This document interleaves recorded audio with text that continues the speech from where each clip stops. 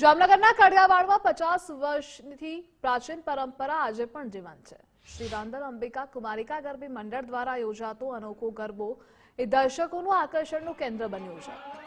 20 યુવાનો સળગતી મશાલો સાથે ખુલ્લા પગે અંગારા વચ્ચે રાસ રમ્યા, જેમાં મશાલના અંગારાઓથી સ્વસ્તિકનો મનોહર આકાર પણ બને છે। આ હેરતભર્યો અંગારા રાસ અને ઈંધોણી રાસ એ વિશ્વ પ્રખ્યાત છે। આ નજારો જોવા માટે ભાવિકો દૂર દૂરથી ઉમટે છે અને ખેલૈયાઓની નૃત્ય કળાથી દર્શકોએ મંત્રમુગ્ધ થાય છે। આ પરંપરા જામનગરની સાંસ્કૃતિક ધરોહરનું પ્રતીક પણ છે।